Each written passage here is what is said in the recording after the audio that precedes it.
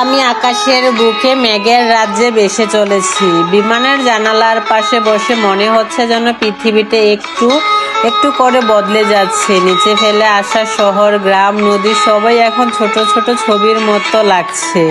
বিমানটা যখন ধীরে ধীরে উপরে উঠছিল তখন বুকের ভেতরটা এক অদ্ভুত অনুভূতি কাজ করছিল। ভয়, আনন্দ আর উত্তেজনা সব মিলিয়ে এক অচেনা অনুভূতি। আর এখন মনে হচ্ছে আমি যেন মেঘের দেশে চলে এসেছি। জানালার বাইরে তাকালে শুধু সাদা সাদা মেঘ যেন তুলোর মতো ভেসে যাচ্ছে চারপাশে। কখনো মনে হচ্ছে আমি সমুদ্রের উপর দিয়ে যাচ্ছি, আবার কখনো মনে হচ্ছে বরফে ঢাকা কোনো স্বপ্নের রাজ্যে আছি। সত্যি এই এক অন্যরকম অনুভূতি, যা প্রকাশ করার মতো না। মনে হচ্ছে যেন নিচের শহরটা আবছা হয়ে যাচ্ছে। মনে হচ্ছে যেন নিচের শহরটা একদম ছোট ছোট ঘর বাড়ি। একটু আগেই তো এখানেই ছিলাম, আর এখন এত উপরে। সত্যি অন্যরকম একটা অনুভূতি কাজ করে। সূর্যের আলো যখন মেঘের গায়ে পড়ে তখন সেই দৃশ্যটা এত সুন্দর লাগে যে চোখ সরানো যায় না। আর নিচের দিকে তাকালে কি অপূর্ব দৃশ্য!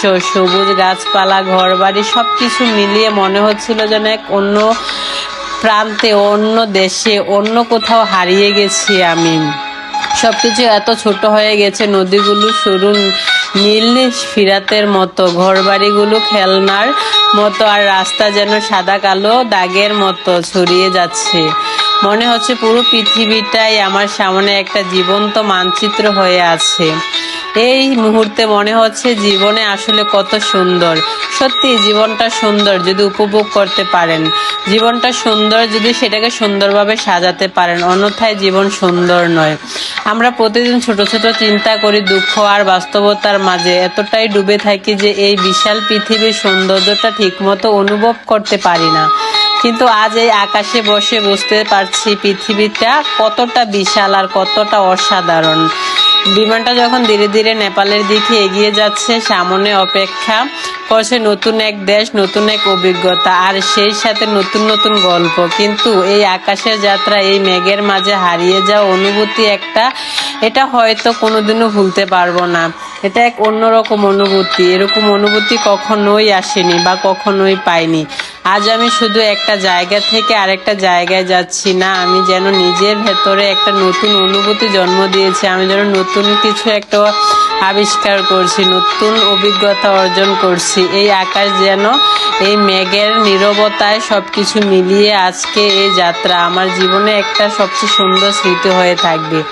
সত্যি অসাধারণ একটা সৌন্দর্য, যেটা ভাষায় প্রকাশ করার মতো না। সুন্দরের প্রেমে পড়ে সবাই, কিন্তু সেই সৌন্দর্য খুঁজে পেতে কেউই পারে না, আবার কেউ পায়।